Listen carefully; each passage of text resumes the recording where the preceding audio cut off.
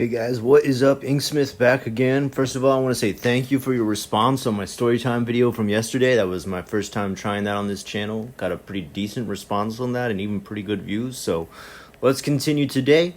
Today is going to be a story about the first time I ever met the real Yakuza in Japan. This actually happened for the very first time ever, probably when I had only been here for about 8 weeks or so.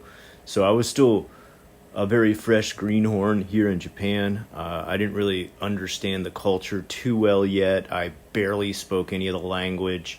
I was still being surprised by things like steak sushi. I didn't even know there was such a thing as steak on sushi, which it's excellent. You should try it if you ever get a chance.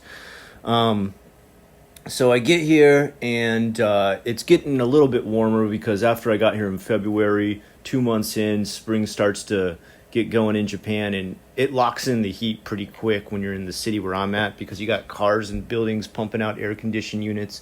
And I finally had to stop wearing a jacket, and I had my full sleeves out, and everybody could see my tattoos. And like I told you before in the last video, mostly if you're a gaijin walking around Japan, and by the way, when I say gaijin, that's just means foreigner, okay? I don't say I am foreigner to myself. It sounds very strange, so usually I say the word foreigner in a different language, which is the Japanese language, gaijin. Some people tell you that's like a racist word. It's not a racist word. They just don't use it on TV because it's not keigo. Keigo is polite Japanese. The polite version of gaijin is gaikokujin, okay? You can call yourself a gaijin. It's all right. It's not a big deal. Anyway, get back on the case of this, and we're walking down an area called Shinsaibashi. Shinsaibashi is kind of like a heavily traversed shopping area. Imagine like an arcade, and when I say an arcade, I mean like tiny shops. I don't mean like a video game place, but there is actually Sega arcades within that arcade, so there's arcades within arcades in Japan. This place is stacked for 3 stories high on each side for probably about 5 kilometers of just stores. And I mean, these stores are kind of like the same things you might see in Ikebukuro or Akihabara. It's wild clothes. Like probably the most tame thing they would have there is like H&M at most. And then you'd get into like, funky urban ninja wear and stuff like that. All kinds of wacky stuff. You got your maid outfits. You got your Lolita goth clothing. If you head over to the opposite side of that in Amemura, you got your Visual K kids, all kinds of different genres. I can't even remember at this point anymore. And that's the area we're walking around. So this is an area that's highly traversed by the youngest Yakuza that are out there. And the youngest of Yakuza are called Chimpira. Chimpira is pretty much like noob Yakuza. Chimpira pretty much means like, like rookie Yakuza, I think would be probably a good translation.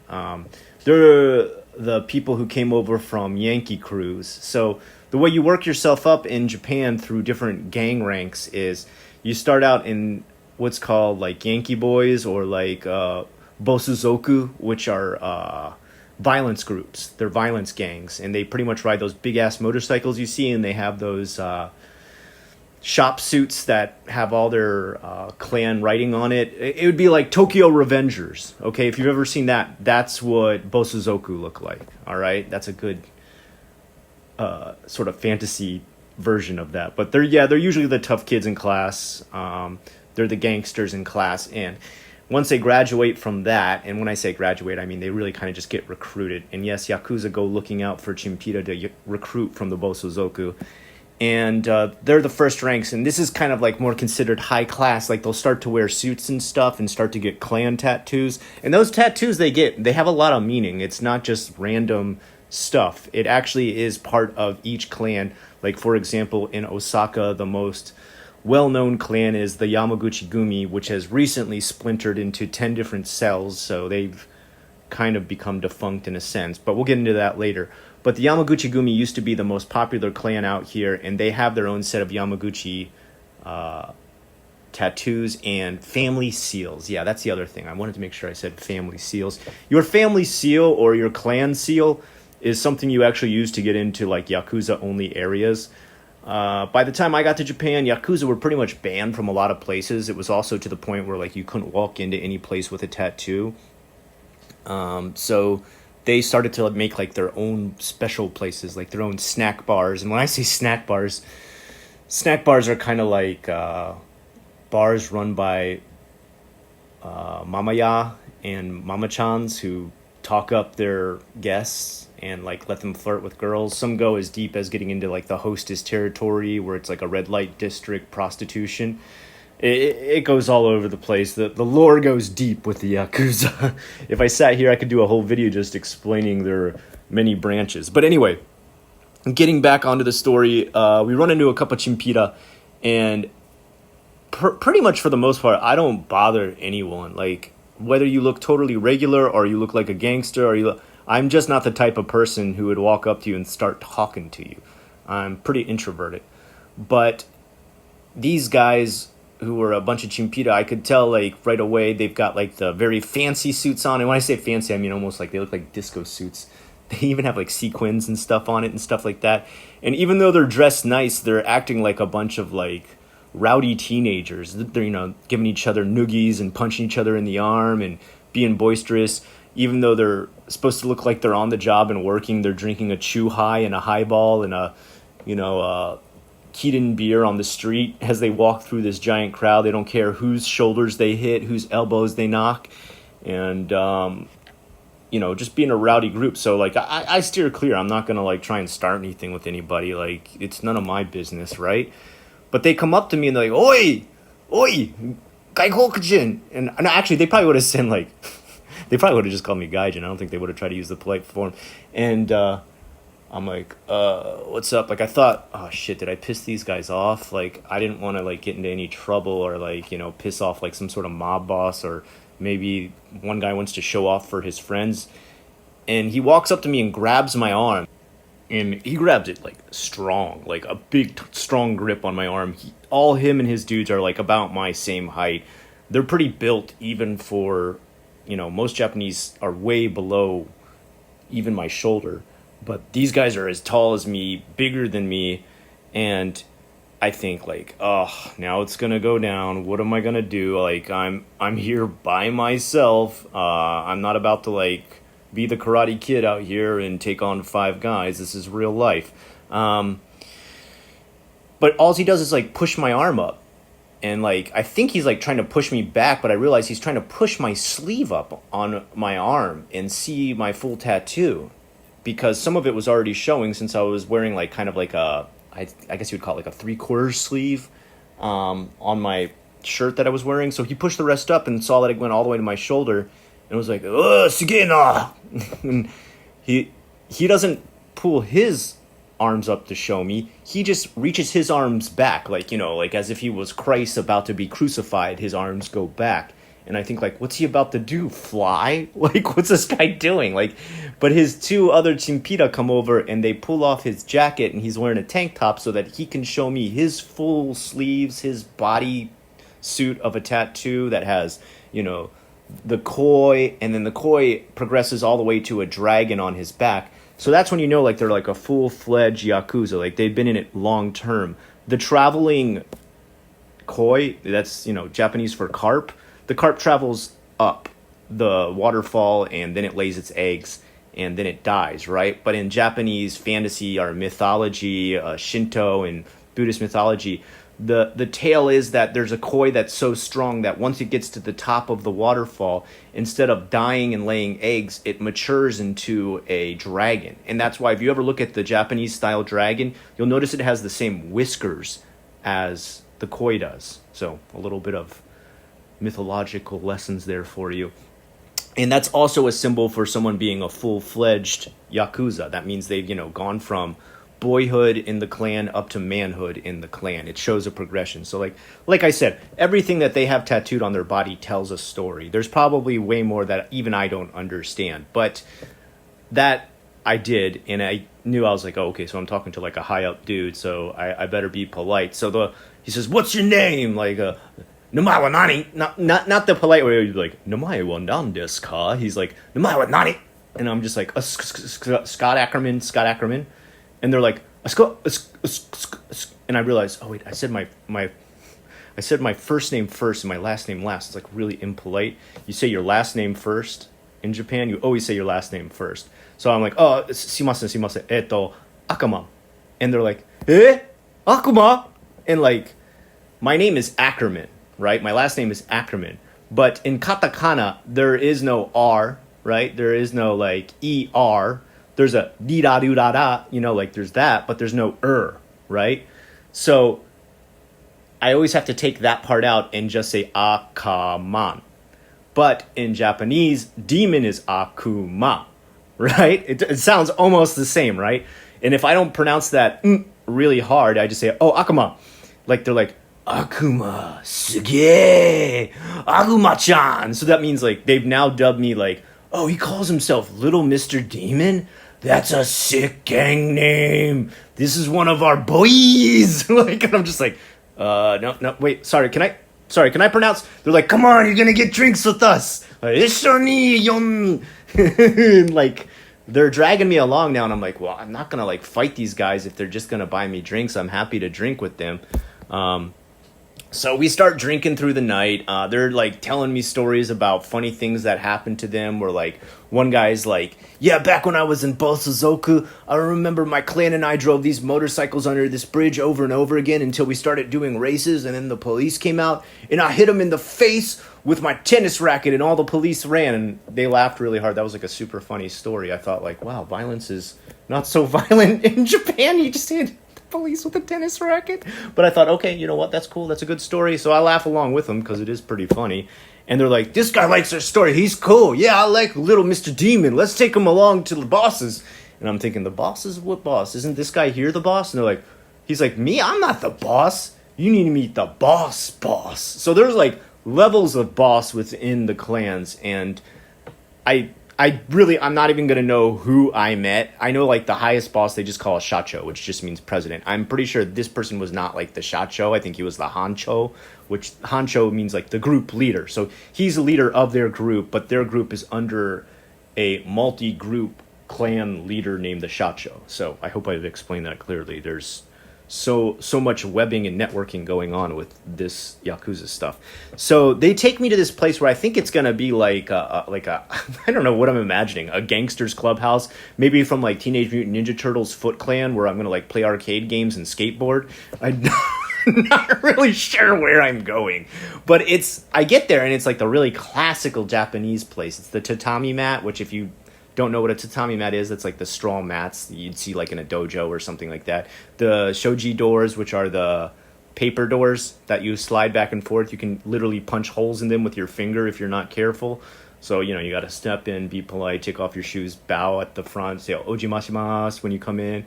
And the clan leader, or I'm sorry, no, the group leader, not the clan leader, is there already. And he's like this ancient dude, like his one eye is kind of like milky. His other eye is like super bloodshot red and yellow. His hair's like put back into a chomage, which is like that old style samurai cut. He doesn't like have the top shaved like a samurai would, but he's got the back of his hair into like, I guess today they call it a man bun, but in Japan they call it the chomage. And he doesn't say anything. He's like dead quiet. He's like a statue when I walk in. And they come in there and they start explaining to him super fast how they met me, what I said my name was, like that I listened to their stories. And at first, like, I think this dude is going to yell at them and say like, get this guy out of my goddamn place. And so I'm just like really intimidated. This guy, like, you ever meet somebody where you're just like, that they ooze power? Like, he's not cracking a smile with anything they tell them. He's not like even slightly like making any kind of emotional movement with his face. He's just stoic as hell. And I just think like, I am bothering the hell out of this guy and he wants me out ASAP. Look around while I'm in there. It's beautiful. I mean, this place was so amazing. They've got like the actual like katanas on the wall. They've got their clan seal on the wall, which is like this giant silver plate with all these swirls in it and stuff. They've got this lineage of different honcho bosses who have worked the place. up in the different corners on these special pillows, like honoring each of them. They've got like a tiny little shrine in one corner with the mochi and the orange on it. It's amazing. It's real classic style and very minimalist too. I was surprised for gangsters. Their place was super clean. I was really surprised. And so finally, after like having zero emotional reaction and me just kind of like being ready to put my coat back on or my jacket back on and head back out, he bursts out into laughter and like his face turns like beet red. And I look over and I realize he's not drinking a cup of water. He's got what's called a 1 cup of sake.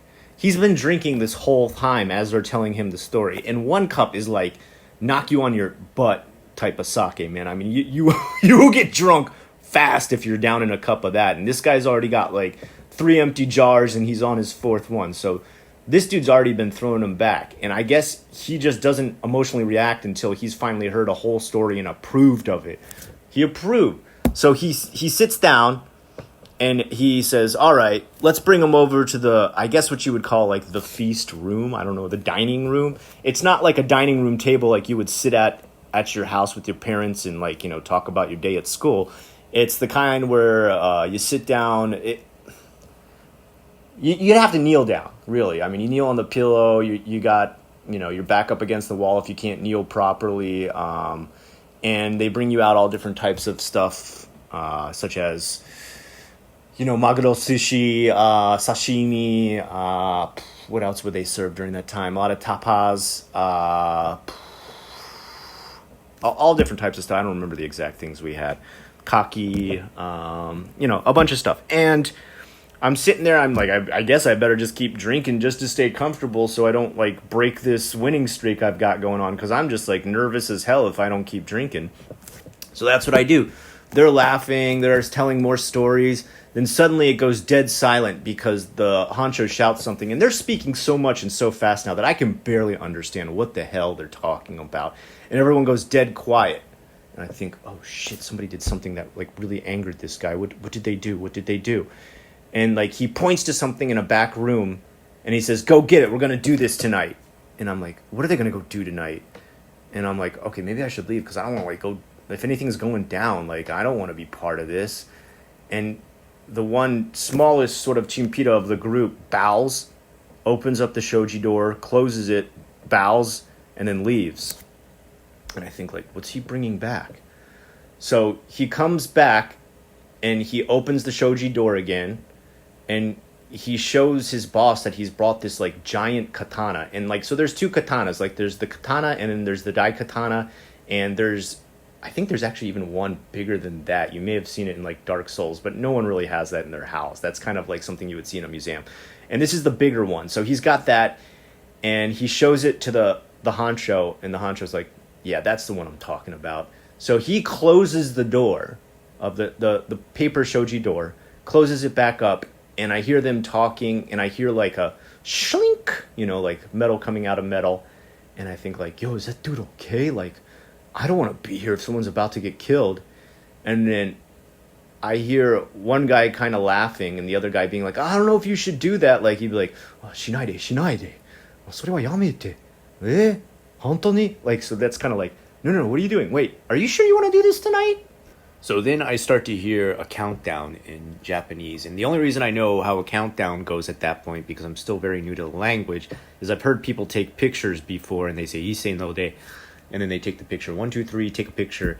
But they start to, like, chant it, like, in an intimidating way, like, Issei no de. And at the de, I see this giant piece of, like, silver, like, gleaming light pop through the paper shoji door. And I realize at first I'm, like, really confused. Like, I kind of jump slightly, like you've been kind of hit by a jump scare. And I jump back a little bit more because when I look at the shiny silver thing, I realize it's the end of a katana blade. And I'm like, what is going on? You know, like, I'm about to pretty much pick up my bag and run. I don't know what's going on. And then it just comes down really hard, just like, and cuts through all the paper, rips it open, knocks down the door, the one that can slide back and forth. And I see the face of the honcho come through. and he just starts yelling stuff in Japanese, like curse words that I don't even understand. And I mean, there's not really actual curse words, but I know like "bakakusojiji," like these are like the strongest words that someone can say when they're shouting an insult to you in Japanese. And it's more about the way you say it rather than what the word is. So I'm like, this dude is pissed, and he's like looking me dead in the eyes, and I think like, have I eaten something the wrong way? Have I helped myself to something I wasn't supposed to? Have I in some way been very impolite tonight? All I've done is been listening, and I stopped talking a long time ago because I was just so damn confused about some of these stories. They got so detailed. And he pushes through the door and comes even closer to me, and at this point I'm like scooting back, like it's almost like I don't know, like some sort of kung fu comedy movie. I'm like scooting back on my butt as this katana blade comes closer and closer to me. And I notice like none of the other guys at the table are moving. They're just kind of chuckling and like shoveling food into their mouth and throwing back drinks. So as I start to scoot back, the first thing I'm looking for is what I'm going to defend myself with. I put my backpack in front of me and I reach over to the table. There's, hashi, that's chopsticks. That's all there is there. You're not going to defend yourself with that. The best thing I can grab is a shucking knife for the oysters we've been eating all night. So I grab that and I hold that up. And the second that I grab that and hold it up to my face, like I'm going to hold it like a dagger, everyone stops eating, stops drinking. The honcho throws down the katana blade and they just burst out laughing. Like they think this is the funniest thing they have ever seen, the funniest reaction they have ever seen. And I'm still there like shaking, like I'm sweating at this point. Like I'm like, a frightened animal, like a small frightened forest animal shaking in my boots. And I'm just like, what the hell is going on? And then the honcho's assistant, the chimpira that assisted him and brought him that sword, picks it up in two hands, and I notice like he just touches the blade right away, and these are supposed to be mega sharp, and he brings it really close to me and says, "Hora mite, nisemono." And everybody laughs even harder, and I realize, oh yeah, nisemono means like fake item. This is fake. It was a joke. Like I was part of like a really big clan joke. And one guy shouts out, "Hey boss, what do you think?" And he says, "Jisai akuma, jisai knife." So he said like, the Mr. Tiny Demon likes to carry a tiny knife. And they thought this was like the best joke ever. I mean, mind you, he's the mob boss. They're going to laugh at his jokes. They burst out again. And I, of course, I just laugh with them at this point because I think like, yeah, I guess I did grab a knife. It's a shucking knife. I don't think it would have done a lot of damage. And yes, this is a very tiny little knife. I look at it and it's almost comically funny that I'm holding this thing. And I realized that he didn't even actually have a real sword. It was pretty much a display sword. And they start to explain to me. They put their arm around my shoulder. They're like, "Gomen, gaikokujin, ne, kore wa Nihon no jodan." It's a Japanese joke. It's for them. It was a joke that they usually did this to people who didn't pay up for things that they would collect. Like if they did collection money or protection money, they'd use this like as an intimidation tactic. But of course, they never told that person that the sword was fake. But for me, they brought it right up to me and showed me, and they thought I'd be like totally relieved, like, "Oh, haha, just like my gangsters back in America." Because to them, they just thought like I was really used to like gang life because of my tattoos, I guess. I don't know. Still to this day, I don't know. I don't know if they thought I was straight thugging out of America. They didn't realize I was the whitest boy they had ever met in their life, who was growing up on the hard streets of middle-class America. If they only knew I had gone to private Catholic school my whole life and lived a very sheltered existence until I had come to Japan. But hey, I couldn't complain. Those guys were super nice, paid for all my food, paid for all my drinks. I was about to walk home and they said, "Hell no." And they called themselves a taxi, a really expensive limo taxi that you have to pay like double the price for. And it's like 4 times the regular price for every kilometer you drive. And they paid for that to take me home. The guy like steps out of the car, opens the door for me, makes sure I'm totally okay. "You had a good night tonight with my friends?" And I go, "Yeah, of course, it was the best. Hope I never see him again." No, I mean, they were cool. Honestly, a little bit after this is when the clans actually did start to splinter up. So I never did see these guys again. They're probably in sub-clans of sub-clans at this point. But holy hell, what a damn night. And I'm only 8 weeks into Japan. Japan is so weird. I always feel like it's all or nothing. Everybody's either way too calm or just at a level 11 when it comes to personality. You either meet the most calm, down-to-earth people or the craziest people you will ever meet in your life. I guess that's why I've ended up living here for so long. Every day is unexpected. Anyway, guys, I hope you enjoyed that story today. Of course, ask any questions you have about this experience. It was quite a long time ago now, but I'll recall as much as I can. And I guess if you have any questions about like tattoos in Japan, I know I always get a lot of questions about tattoos after this. It's fine, ask away. It's changed quite a bit now. Not as many Japanese people actually think us gaijin are all gangsters. They start to realize that people in America and other Western countries, Australia, New Zealand, well, that's not really the West, but you know what I mean, UK, that usually when we have tattoos, it's just something we find endearing and we get it tattooed on our body. It has nothing to do with the clan or the gang we're in. So rest assured, you'll be okay. Until next time, I've been the Inksmith. I hope you have a great rest of the day.